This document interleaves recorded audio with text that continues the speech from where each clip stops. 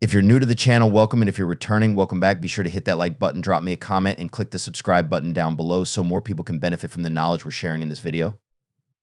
In today's video, I want to answer the question that Altcoin Daily put out on X. He says, seriously, will Kaspa be here in 10 years? Altcoin Daily is a pretty big YouTube channel that covers a lot of crypto content and has over 1 million subscribers. He asked this question about Kaspa, and I decided to try to answer it by giving 10 reasons why I believe Kaspa will be here in the next 10 years, starting with number 1, and that is Kaspa has about 10 years worth of research.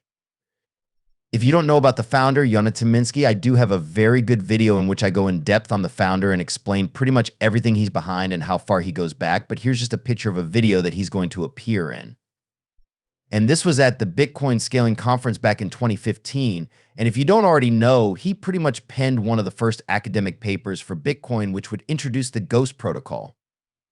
This paper was called Secure High-Rate Transaction Processing in Bitcoin by Jonathan Minsky and Aviv Zohar.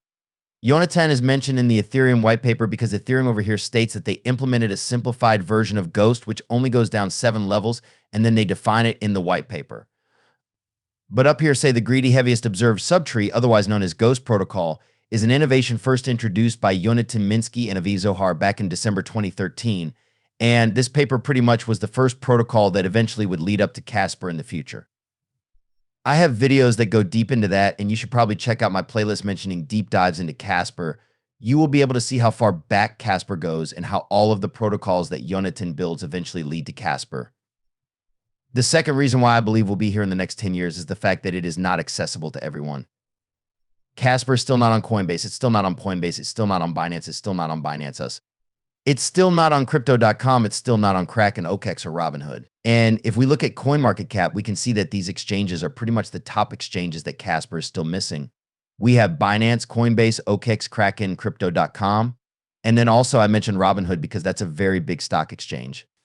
And if you don't already know, North America leads the world in crypto usage. And if you look at this chart, North America pretty much takes up 25% of all cryptocurrency value that it gets received. So truly, Kaspa has not even tapped into one of the biggest crypto markets.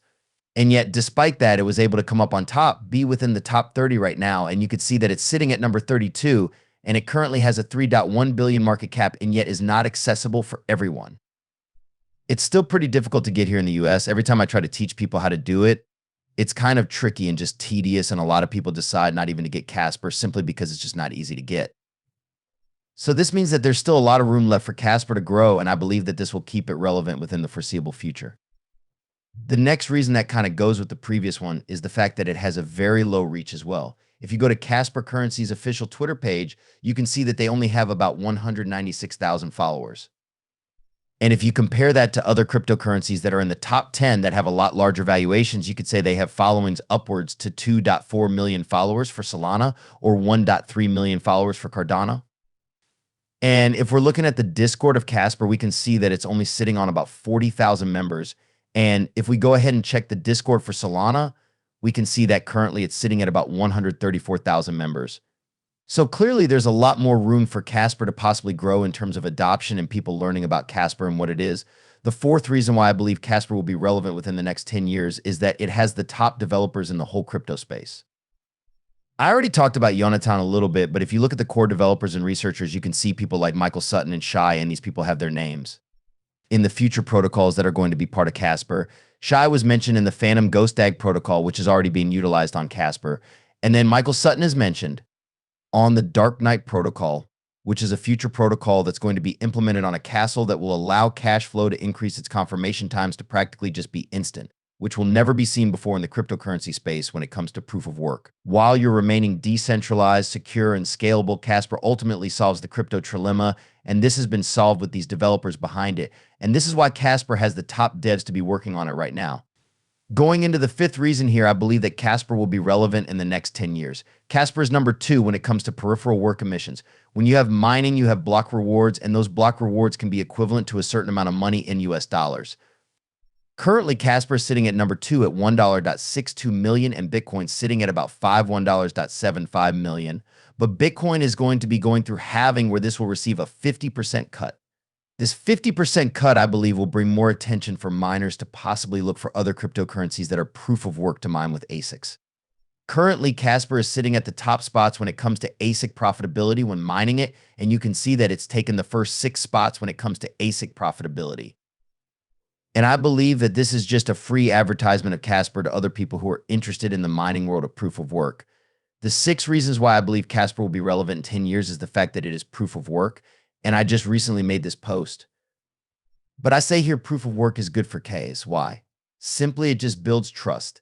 In a world of thousands of cryptos, I can assume more than 50% of people in this space understand the basics of proof of work. This alone creates a much easier path towards adoption, because most people know how things work, and when trying to create a decentralized crypto network, you need to build trust. Bitcoin has paved the way for Ks to step in and continue the innovation and finish Satoshi's original vision, which is peer-to-peer electronic cash system. The great thing about proof of work in cryptocurrency is that it's part of the free market, and the free market decides what it wants to adopt and where it wants to put its money, where it believes the value is. If we look at Bitcoin, we can see that the free market has always been deciding that Bitcoin does have value and that they also put that value into mining Bitcoin itself. And that's why we could say that proof of work is backed by energy. And that's why we can see that the hash rate ever since the inception of Bitcoin has continuously risen over time. And if we're looking at something like Kaspa, it's looking pretty much similar. And that people continue to want to plug in ASICs and start mining Kaspa because they believe that the future is bright. You wouldn't be plugging in your ASICs. You wouldn't be buying your ASICs if you thought that the future did not look bright. For a cryptocurrency asset that is proof of work. The 7th reason I have is the fact that it has such a unique community. Kaspa's community is highly unique and it is much more decentralized than most projects. Kaspa has its governance within a Discord pretty much, and you could see that we do votes here. We fund things ourselves here, and it's just basically run by the community. And the community is awesome.